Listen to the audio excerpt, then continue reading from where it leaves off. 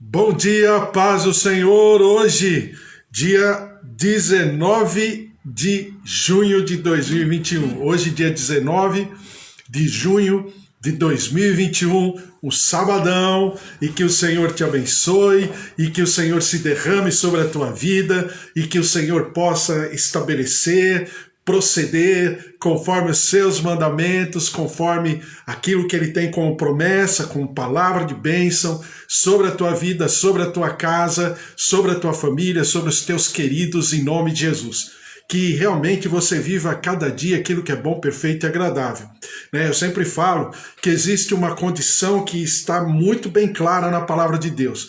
Uma coisa é o viver a história, o destino, tudo aquilo que todo mundo vive, o mundo vive. Uma árvore, um animal, o destino, a história estabelece. Outra coisa é quando você, concomitantemente a isso, você vive a palavra do Senhor e principalmente aquilo que ele tem como promessa sobre a tua vida, que os teólogos chamam de kairos, o tempo de Deus. Então que você viva esse tempo de Deus e não a cronologia de fatos, mas que você viva aquilo que o Senhor estabeleceu e que o Senhor concretizou e que você, antes que fosse uma massa sem forma, como diz lá no Salmo 139, versículo 16, o Senhor já havia estabelecido, o Senhor já havia escrito no seu livro da vida todos os teus dias, em nome de Jesus, tanto quanto você, também a tua casa, os teus queridos e os teus familiares, em nome de Jesus. Bom dia,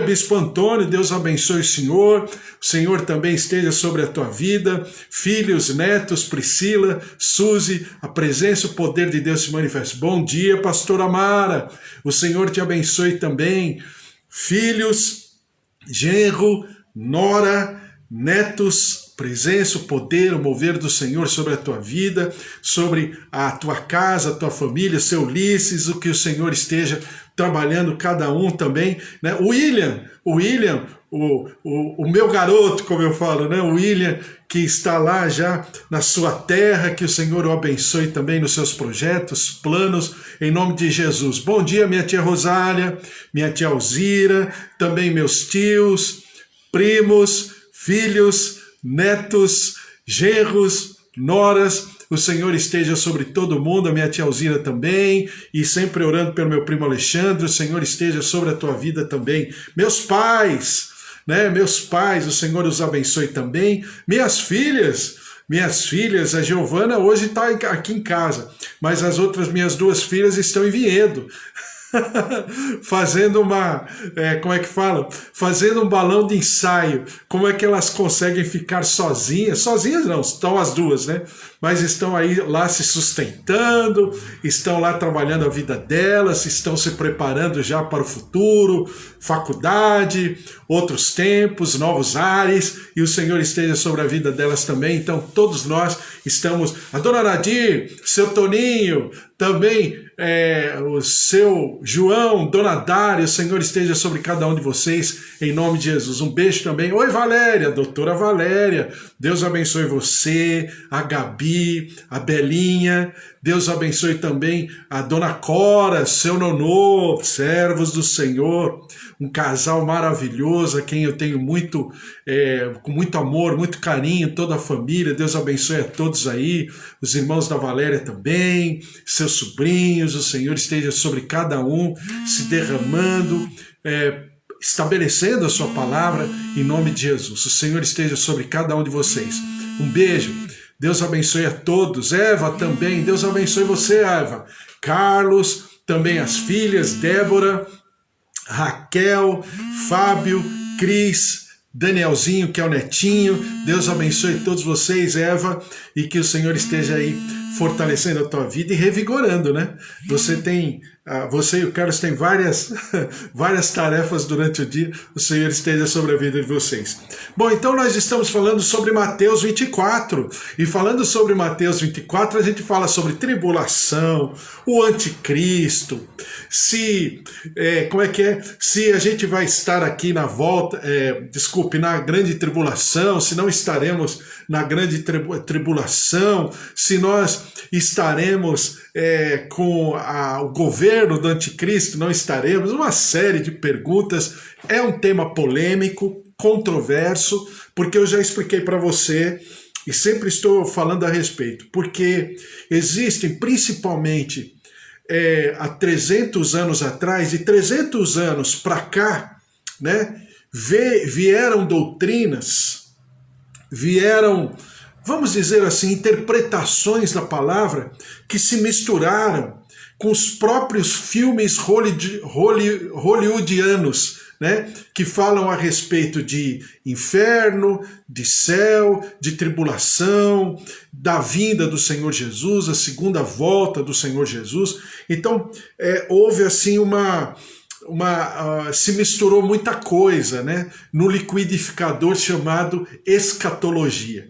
Mas o que a Bíblia diz a respeito, o que a palavra de Deus diz a respeito, sem chorumelas, sem, vamos dizer assim, acréscimos, mas também sem depreciarmos ou retirarmos qualquer coisa que o Senhor diz a respeito.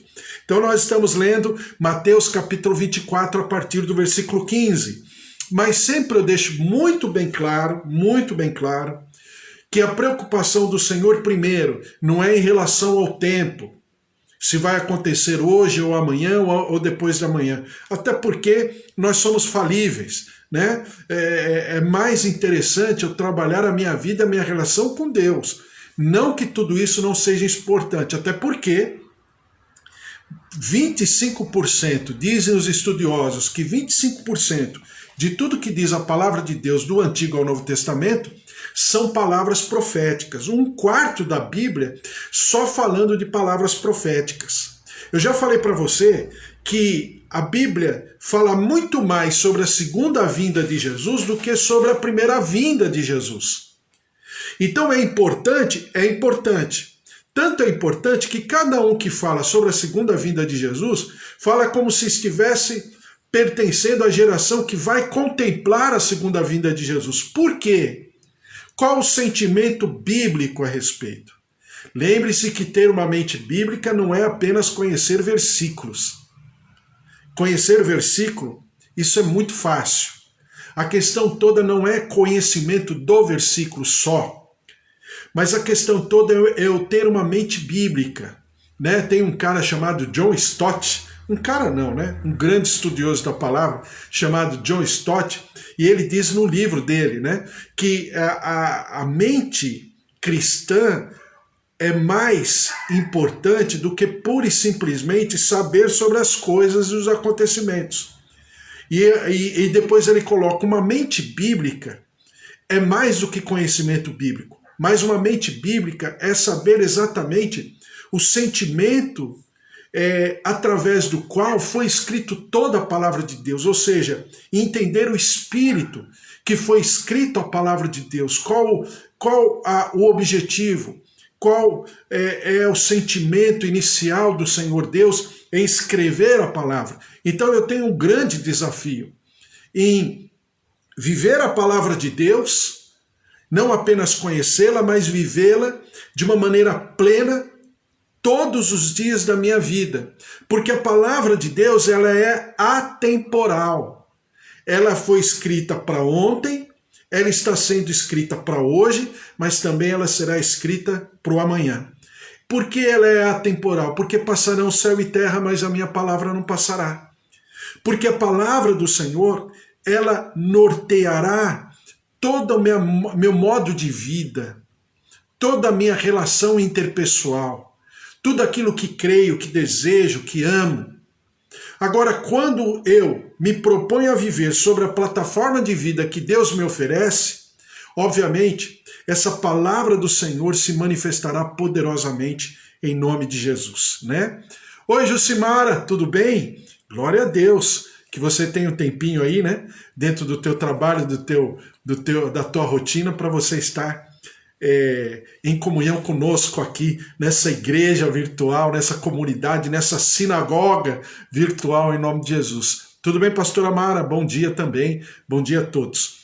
Então na verdade esse grande desafio para a palavra de Deus não ficar distante, mas ela ser algo presente, algo palatável, algo que faça parte do meu cotidiano e ao mesmo tempo seja real, norteie a minha vida no dia de hoje, seja contextualizada naquilo que eu estou passando, sentindo, os meus problemas, as minhas dificuldades, e ela possa responder aos meus anseios. Esse é o grande desafio. Então, Mateus capítulo 24, versículo 15, a gente está lendo, eu vou terminar, vamos dizer, esse versículo hoje, terminar não, mas pelo menos, né, fecharmos uma página a respeito disso. Quando, pois, virdes o abominável da desolação, de que falou o profeta Daniel, no lugar santo, quem lê entenda. Por que é abominável da desolação? Porque é a figura do anticristo, como está escrito em Daniel capítulo 9, versículo 27, Daniel capítulo 11, versículo 31, que é alguém investido de uma autoridade do contexto. As pessoas reconhecerão ele em autoridade, ele em poder. Como eu falei para você que aconteceu lá em 150 anos antes de Cristo, com o representante da coroa grega da região, que se chamava Antíoco Epifânio. E Antíoco Epifânio, historicamente, naquele momento, ele é o anticristo do momento, né? A Bíblia e também a história fala de muitos anticristos, até os dias de hoje. Então, o que é ser um anticristo? E eu lerei a respeito, aliás, eu já vou ler já. O que é ser um anticristo?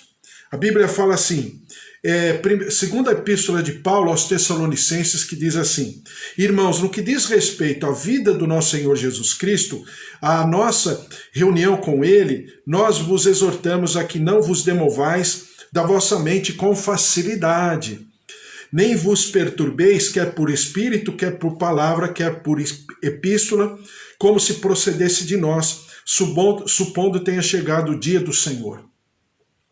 Ninguém de nenhum modo vos engane, porque isto não acontecerá sem que primeiro venha a apostasia e seja revelado o homem da iniquidade, o filho da perdição.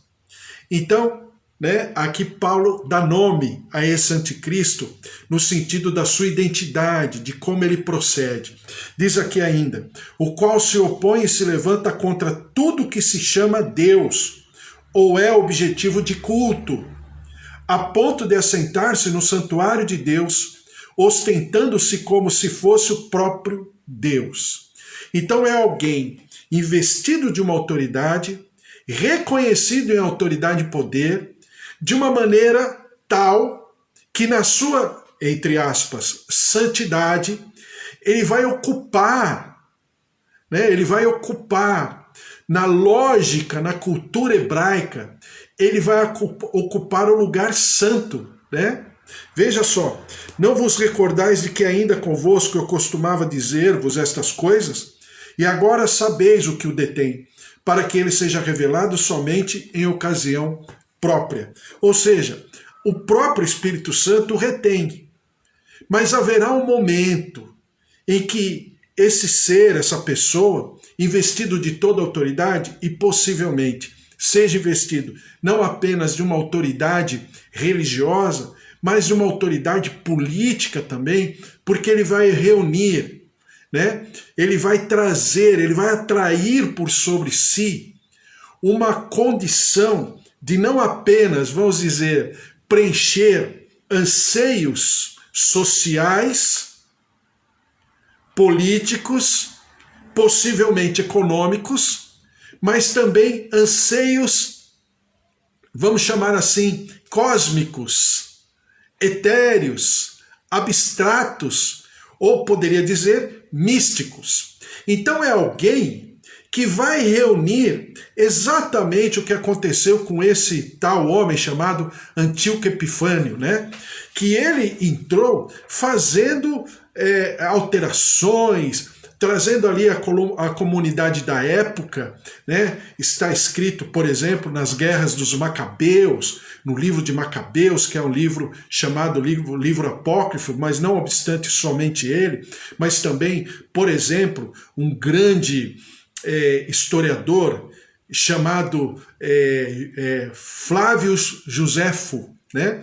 Esse Flávio Josefo é um nome latim, né? Aí você vai falar, mas ele não é judeu? Ele é judeu, mas ele era um grande general que quando a coroa romana veio destruir tudo já, possivelmente no ano 70 70 depois de Cristo, quando ele destruiu o templo, e o povo, o exército romano, né, através da guerra com, esqueci o nome dele, mas eu vou lembrar, Vespasiano, né, o sobrenome dele, Tito Vespasiano. Naquele momento ele era o príncipe regente, filho de um César.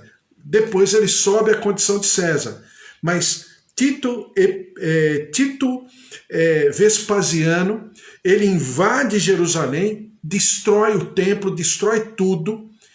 E uma das pessoas que foram poupadas foi um general, exatamente chamado Flávio Josefo, porque perceberam que ele tinha uma capacidade, ele era um grande literato, uma pessoa estudiosa, principalmente da cultura judaica. Ele é levado como cativo, né, a uma prisão domiciliar, e ele é libertado para que ele possa documentar a história dos judeus. E essa história dos judeus, né, é só você escrever na internet, no Google, os livros dele já está em domínio público, né? Já, porque faz tanto tempo, já está em domínio público. Mas existe, por exemplo, uma editora CPAD, né? A editora das Assembleias de Deus, que tem todos os livros de Flávio Josefo, e que ele fala sobre essa história. E ele conta, como historiador, mas também outros livros falam a respeito dessa guerra, onde Antíoco Epifânio, ele sobe ao santuário, ao templo, né, de Jerusalém, se assenta ali, e também ele provoca a maior abominação para o judeu, que é alimentar-se de porco, de carne de porco, carimbar todas as paredes, que eram placas de ouro, né, naquela época, todas as paredes do templo com fezes de porco. E aí vem uma grande revolta, e ele acaba com muita gente, principalmente os grupos religiosos, principalmente os grupos de sacerdotes, mata muita gente, mas ele chega com uma conversa. E uma parte do seu reinado na região, ele fica bem, politicamente falando, né? Ele fica com um discurso de conciliação, mas depois ele destrói tudo e ele se volta, e o próprio nome dele, né? O apelido dele, Epifânio, Antíoco, o nome dele de fato, de batismo, vamos dizer assim, Antíoco. Epifânio veio depois, porque ele se sentiu um Deus. O que é uma epifania? Epifania é uma manifestação de Deus, né? Então ele se sentia Deus, não que ele fosse, mas ele se colocou como se fora, e por causa disso trouxe uma grande revolta. O que acontece é que Paulo está falando que virá novamente exatamente esse sentimento. E esse sentimento andou por todas as gerações e todas as humanidades, de tempos em tempos se levantou alguém com esse espírito do anticristo. E o que é o anticristo? É exatamente o que ele fala aqui. Ele fala contra as coisas de Deus. E ele não apenas fala, mas ele se propõe colocar contra, guerrear contra, se revoltar, se rebelar contra as coisas de Deus. E a palavra do Senhor diz que ele, esse espírito do anticristo, ele destrói e se coloca contrário a tudo aquilo que diz a respeito de Deus, a sua palavra, a sua doutrina e principalmente, com certeza, os seus discípulos, ou o seu povo, ou os seus profetas, ou os seus ungidos, ou aqueles que defendem a causa do Senhor. Então essas pessoas são inimigas mortais do anticristo. E nós tivemos vários anticristos, né, pela história da humanidade. Já falei um que é Hitler, mas houveram outros, como Antíoco Epifânio, os próprios Césares, e nos seus momentos, né, nos seus impérios. O que aconteceu com Vespasiano, por exemplo, foi uma das pessoas que mais se colocou contra o povo de Deus, enfim. Então é esse o espírito, é esse o sentimento. E a palavra do Senhor fala em em Apocalipse 13, versículo 6, e abriu a boca em blasfêmias contra Deus para lhe difamar o nome e difamar o tabernáculo, a saber, os que habitam no céu. Foi-lhe dado também que pelejasse contra os santos e os vencesse. Deu-se-lhe ainda autoridade sobre cada tribo, povo, língua e nação. O que parece aqui que esse anticristo aqui, esse que, vamos dizer, está dentro da escatologia, de uma história futura, de acontecimentos futuros, ele não terá apenas num sentido localizado, mas a Bíblia fala aqui que ele se colocará sobre cada tribo, língua,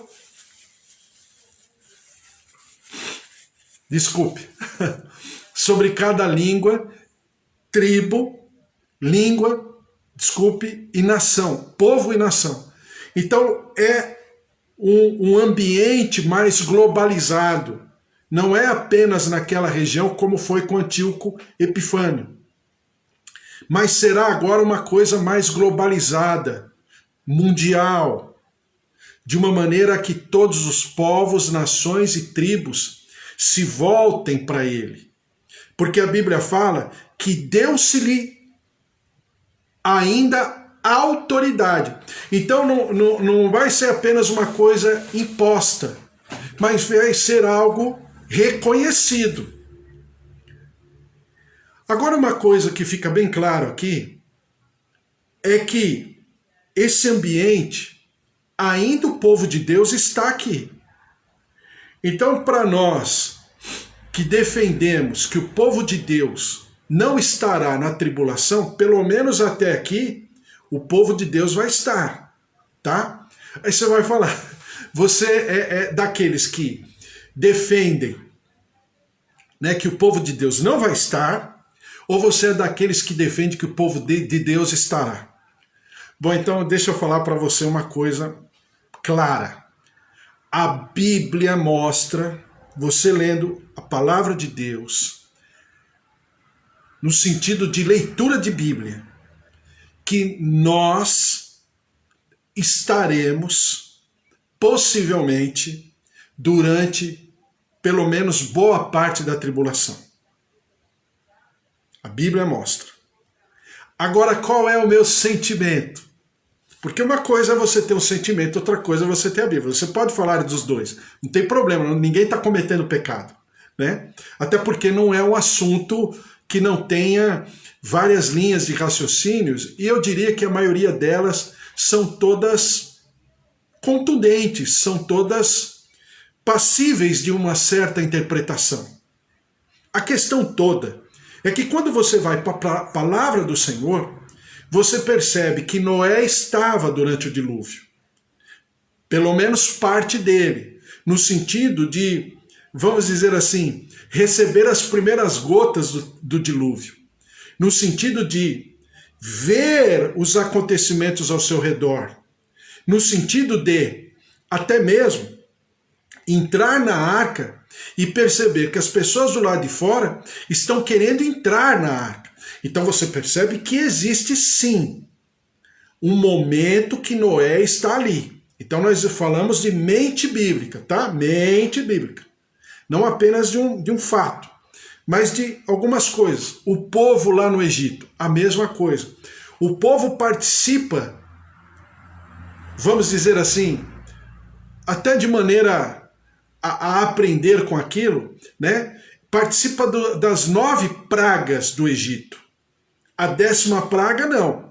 A 10ª praga, que é a praga da morte dos primogênitos, né? O povo passa por aquela situação, o povo é poupado, toda a terra de Gósen é livrada das 9 pragas, mas que você percebe que o povo está naquele ambiente, está.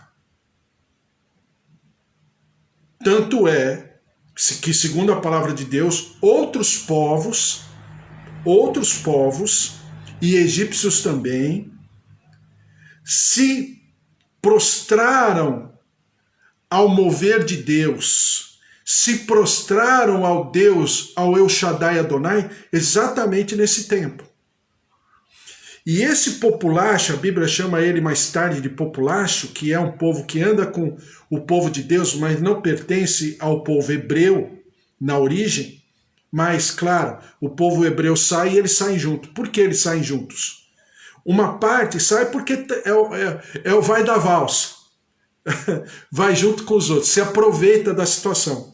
Mas outra parte vai porque concebeu aquela ação de Deus e se prostrou à autoridade, ao poder do El Shaddai Adonai. Tanto é verdade que quando você vai para a origem de Caleb, por exemplo, que conquistou as colinas do Hebron, que hoje está Israel, principalmente a Israel antiga, né? As colinas, toda a região do Hebron, onde está Jerusalém, você percebe que Caleb, na sua origem, não era hebreu, mas Caleb pertencia a um povo, né, que não era hebreu, mas Caleb se prostrou. E a história de Caleb está escrita na Bíblia. Alguns até dizem que Caleb era judeu na origem. Não, não era. A Bíblia mesmo fala disso. Então você tem moveres do povo de Deus em várias situações e circunstâncias. Eu só falei duas, mas tem mais. Onde o povo de Deus está presente. Não obstante, como diz no Salmo 91, 1000 cairão ao meu lado, 10.000 à minha direita, mas eu não serei abalado. Não obstante o povo estar lá, mas ele não foi abalado por aquela circunstância.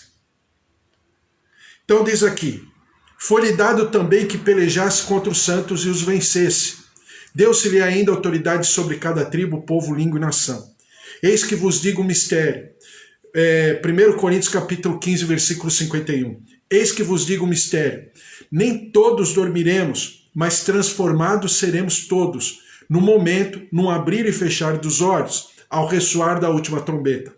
A trombeta soará, os mortos ressuscitarão incorruptíveis e nós seremos transformados, porque é necessário que este corpo corruptível se revista da incorruptibilidade e que o corpo mortal se revista da imortalidade. Então, o que parece é que pelo menos o povo estará com a sua presença, o povo de Deus estará com a sua presença durante parte da tribulação, é o que parece. Até porque esses momentos são cruciais para que muitos se convertam. E a conversão consiste de alguém que pregue, alguém que fale, alguém que abra o seu coração a respeito das coisas de Deus. Como foi no tempo das pragas, né, do Egito. Como foi em relação à família de Noé. Como foi quando o povo se propôs a voltar para a terra, quando liberado, né, por exemplo, no tempo de Neemias e Esdras. Que alguns voltaram, mas não eram do povo. Enquanto muitos que eram do povo não voltavam. Diz a história, os estudiosos, que pelo menos entre 3 e 4 milhões de pessoas ficaram nas terras que eram dos caldeus e agora estava sob o império dos medos persas. Mas muitos ficaram. Daniel até chora, até ora por eles. Você lê lá no livro de Daniel, Daniel está orando por eles. Por quê? Porque eles foram envolvidos com a cultura medo-persa, foram envolvidos com a cultura caldeia, babilônica, foram envolvidos pelos seus bens, o trabalho, as suas casas, as suas famílias, a língua. Ninguém mais falava o hebraico, mas todos falavam o aramaico, ou uma língua próxima, né? Onde era a língua da região. Enquanto poucos voltaram com Neemias e Esdras. Entre aqueles que voltaram, alguns não eram na origem hebreus, mas se tornaram hebreus. Então você tem sempre esses valores que são pontuados pela palavra, dentro de uma situação, dentro de uma circunstância, dentro daquilo que nós poderíamos chamar hoje de condições limítrofes, terríveis, trágicas, como está sendo, por exemplo, a pandemia hoje. A pandemia é algo trágico. A pandemia, para muitos, seria uma prova de juízo final por uma série de razões. Então nós não podemos fechar os olhos e não sabermos que, se nós estamos vivos agora, se eu estou falando com você, e se você der um beliscão em você, e você perceber que você está vivo, então é porque existe um propósito. E se existe um propósito, não é apenas por causa do teu vigor, não é porque você está com a tua imunidade alta. Tem um monte de gente, novo e velho, né? Atletas, idosos, jovens, que estão na presença do Senhor agora, exatamente por causa da Covid-19. Então esse momento, ele é até para que nós possamos refletir a respeito. E esse momento, se nós olharmos com os olhos bons, como diz a palavra, né, esse momento é luz para nós. Não é trevas, é luz. Mesmo com todo o desespero e com toda a tragédia que esse momento apresenta, essas circunstâncias apresentam ao nosso redor. Então, o que fica é que possivelmente o povo de Deus estará presente, pelo menos em parte. Bom, agora, terminando esse assunto, pelo menos por hora, qual o perfil desse anticristo? O que entender desse anticristo? Primeiro, nós já falamos isso só quando a gente conversou, e como é bom ler o livro de Mateus assim, carreirinha, né? Literalmente assim, de maneira, a cada dia um pedaço da Bíblia, pensar a respeito, e nós já lemos em Mateus, de maneira seletiva e sistemática, cada versículo, nós já lemos sobre o pecado. Jesus chama do maior pecado. Muitos textos na palavra de Deus chamam do maior pecado. Eu já falei para você que existe o pecado e existem os pecados. O pecado qual é? É o pecado original. É o pecado quando a pessoa se propõe a se rebelar contra as coisas de Deus. Esse é o pecado original. É o pecado, por exemplo, de Adão e Eva. Ninguém está falando que com isso Adão e Eva tenham ido para o inferno. É uma outra história. Mas eu estou falando que o pecado original foi qual? Quando Adão e Eva não apenas se alimentaram do fruto do conhecimento do bem e do mal. Eles desobedeceram a Deus? Desobedeceram. É um pecado? É um pecado. Mas Deus não seria uma pessoa tão sistemática que sentenciaria uma pessoa por causa de não obedecer. Comeu do fruto. Não é essa a questão. A questão é o que gerou, né, a consequência que é comer o fruto, mas é o que a causa. Qual é a causa? É chamado do pecado, a teologia chama de pecado ontológico, original. Qual que é? É quando Adão e Eva questionaram. É quando Adão e Eva relativizaram a soberania do Senhor. E quando a serpente fala para Adão e Eva o seguinte: certamente não morrereis. Ou seja, olha, Deus não está querendo que eu tenha prazer. Deus desmancha prazer. Veja só como Deus é. Aí que está o sentimento do pecado original. Por quê? Porque eles pensaram, né? Deus não quer que eu viva o melhor. Deus está me suprimindo, Deus está me rejeitando o melhor, né? Ué, tinha tantas árvores ali, tinha milhares e centenas e milhares de árvores. Era só uma no meio do Jardim do Éden, era só uma árvore. Mas esse é o sentimento do ser humano, né? Que é o nosso sentimento. Que nós achamos que Deus sempre será um desmancha-prazer. Então, o pecado original é diferente dos outros pecados. Porque os outros pecados é na nossa maneira de ser, no nosso dia a dia. Opa, pisei na bola, puxa vida, Senhor. E principalmente quando eu tenho consciência, porque eu falo sempre que a maior punição para quem conhece a Deus, né, não é alguém falar, você fez errado. É conviver com aquilo. É ter a consciência que eu cometi um erro. É me derramar diante do Senhor e buscar o caminho do arrependimento. É essa a questão. Então, falando sobre o anticristo, diz a palavra do Senhor, segunda epístola de Paulo, capítulo 2, epístola de Paulo aos Tessalonicenses, capítulo 2, versículo 7. Com efeito, o mistério da iniquidade já opera e aguarda somente que seja afastado aquele que agora o detém.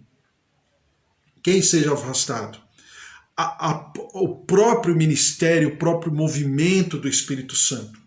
Quanto mais dermos, e nós é que vamos dar, não é o Espírito Santo que está se afastando. É aquilo que a filha, eu já falei aqui outros dias, por favor, assista a outros que eu já falei, a filha do Billy Graham fala lá para os repórteres americanos, né? Alguns anos atrás. Não é isso. Não é o Espírito Santo que se afasta. É que nós nos propomos a não convivermos com o Espírito Santo, com a pessoa do Espírito Santo. Fragilizamos, né, a manifestação do Espírito Santo pela nossa maneira de ser.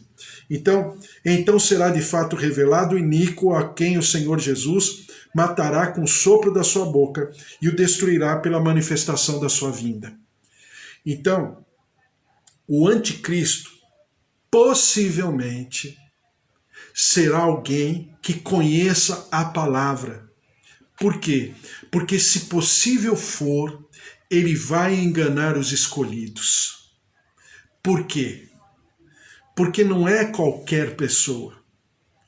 E todos que pecaram contra o Espírito Santo, que é o grande pecado, como diz a palavra, né? Porque é o pecado sem perdão, porque é exatamente interromper a ação de Deus sobre a minha vida. E eu já falei anteriormente, não é fácil pecar contra o Espírito, não é fácil. É muito difícil. Não é porque geralmente quando a gente é adolescente, jovem, a gente pensa, né? As minhas filhas outro dia a gente estava conversando a respeito. Ai meu Deus, será que eu pequei contra o Espírito? Então eu falei para elas, calma, não é tão fácil assim como a gente pensa. Né? Não é porque... Só de você ter esse receio, ter essa insegurança de ter pecado contra o Espírito, com certeza você não pecou, porque você não estaria pensando dessa maneira. Então, é exatamente eu entender quem é Jesus, é eu saber o mover do Espírito Santo, que convence do pecado, da justiça e do juízo, e de maneira voluntária, premeditada, eu me colocar contrário. Então, para ser, possivelmente, segundo aqui o ministério da iniquidade, é para alguém que conheça a palavra. Porque a maioria dos principais anticristos da palavra de Deus conheciam a palavra, né? Ófine e Finéias, Coré e os seus amigos, né? No tempo lá de Moisés, do fogo estranho,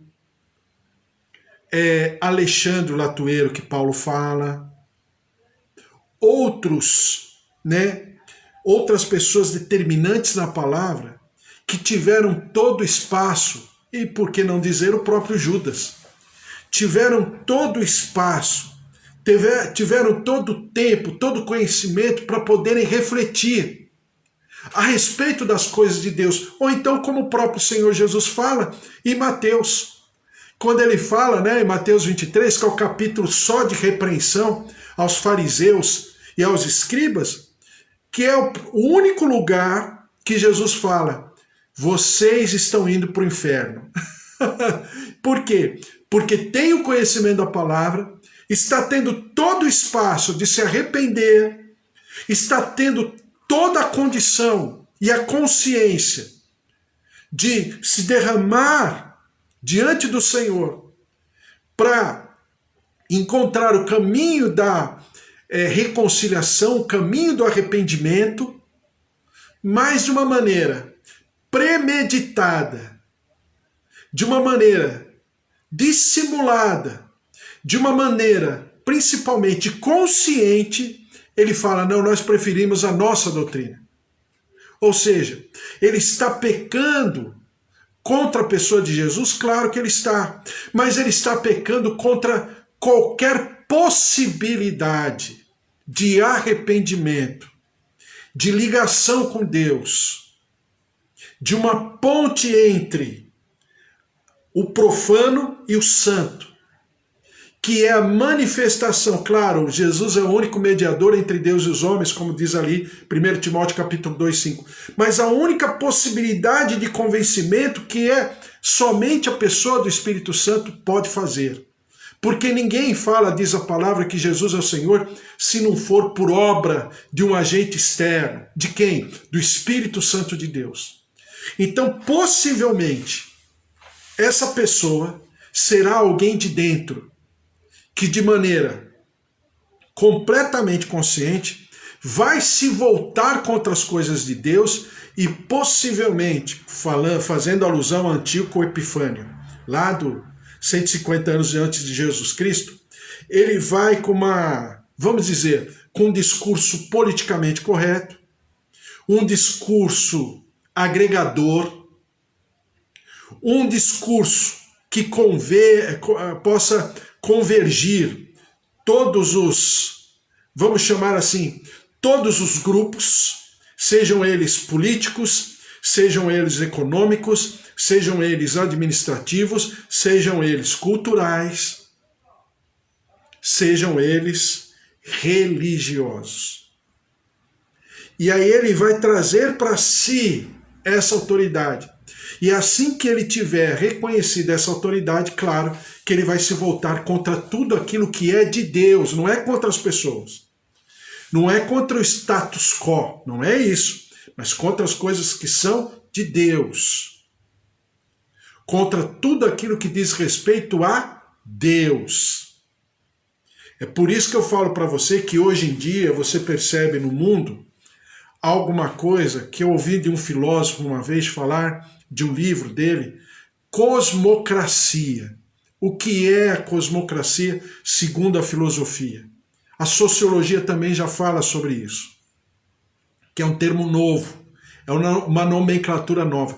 Cosmocracia é quando todo mundo tem que concordar.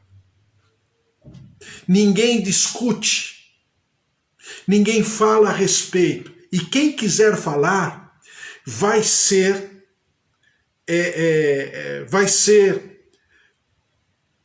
vamos dizer assim, não é inimigo, vai ser um adversário. Né? Então isso você já percebe que está acontecendo. Então nós que somos intercessores, pessoas de oração, que oramos, precisamos estar sensíveis a essas vozes, tá? Seja na política, seja na cultura, seja no comportamento da sociedade, né? Quando, é aquilo que eu falei para você, quando você não pode dizer a tua opinião, quando você não pode dizer o que você pensa, isso aí já é um grande ambiente, uma grande atmosfera para que haja, entre aspas, um governo único. Alguém que possa atrair para si todos os holofotes do globo terrestre.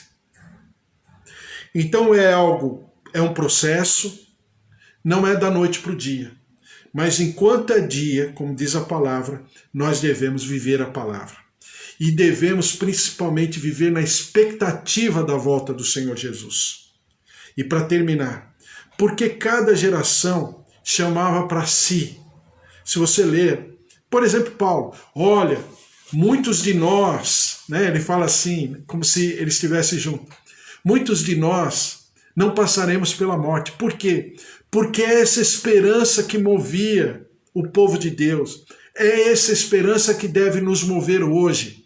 Essa esperança que nós devemos ensinar para as próximas gerações. Qual é a esperança? A esperança da volta do Senhor Jesus. A esperança do cumprimento de todas as suas promessas e palavras que desembocam no retorno, na segunda vinda do Senhor Jesus. Por quê? Porque essa esperança é que nos oxigena. É essa esperança que nos faz vivermos. É essa esperança que nos faz levantarmos todos os dias, a despeito de tudo aquilo que está acontecendo ao nosso redor. E a própria palavra de Tessalonicenses diz assim, em 1 Tessalonicenses capítulo 4, versículo 13: não queremos, porém, irmãos, que sejais ignorantes com respeito aos que dormem, para não vos entristecerdes como os demais, que não têm esperança. Pois se cremos que Jesus morreu e ressuscitou, assim também Deus, mediante Jesus, trará em sua companhia os que dormem. É essa esperança. É essa esperança que nos fará um dia estarmos todos juntos novamente, como uma mesma família, com o mesmo propósito, com o mesmo Senhor, com o mesmo Salvador e com o mesmo Redentor e Resgatador eterno, aquele que era, é e sempre será o autor e consumador da nossa fé. Então, o que a Bíblia nos ensina, o que Deus nos ensina, é que tanto no povo do Antigo Testamento como do Novo Testamento, era que vivesse essa esperança, a flor da pele. Então essa esperança nos alegra, essa esperança quebra o luto, essa esperança quebra a desesperança. Essa esperança tem que ser mais forte do que o nosso desânimo, o nosso desapontamento, as nossas frustrações, a nossa tristeza, a nossa angústia, porque é essa esperança que nos faz andar.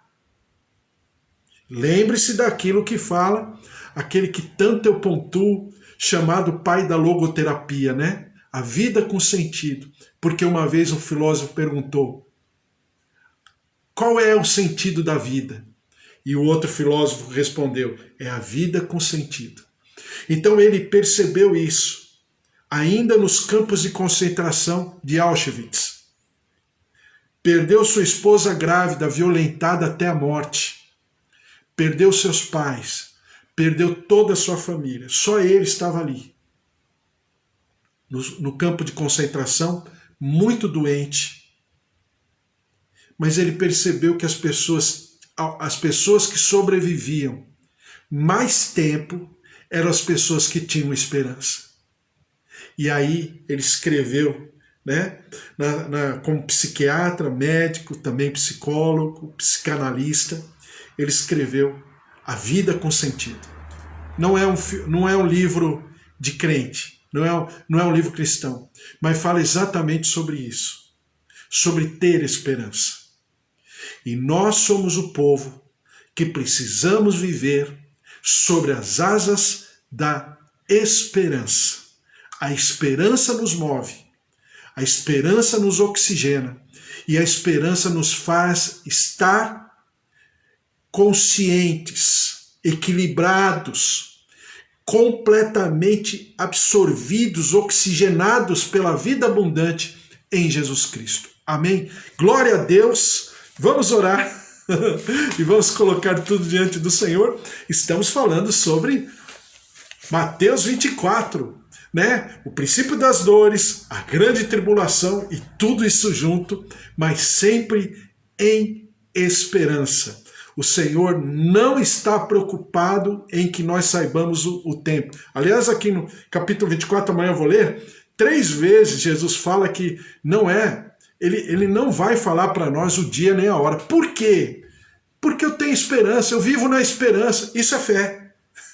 Então vamos orar? Senhor nosso Deus, nosso Pai, que essa fé, essa esperança, essa vida abundante se manifeste sobre a nossa vida, sobre a nossa casa, nossa família, os nossos queridos, em nome de Jesus. E que nada e ninguém possa nos frustrar, nos desanimar, nada e ninguém possa nos derrubar dessa plataforma que nos faz viver, nos faz andar, nos faz caminhar, a esperança daquele que era, é e sempre será o autor e consumador da nossa fé, o nosso Senhor Jesus, Senhor, Salvador, resgatador, remidor, aquele que se entregou por nós na cruz do Calvário, e nele está, ó Deus, todas as coisas, porque ele é o alfa e o ômega, o princípio e o fim de todas as coisas, e ele é exatamente a nossa esperança eterna, o nosso supridor,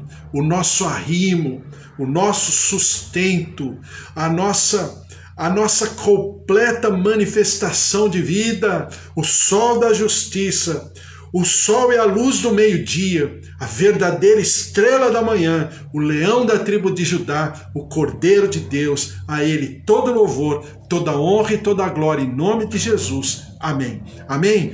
Glória a Deus, que o Senhor te abençoe, te dê um final de semana maravilhoso, todos que estão aqui comigo, a presença e o poder de Deus. Ô Ricardo, quantos anos? Deus abençoe você.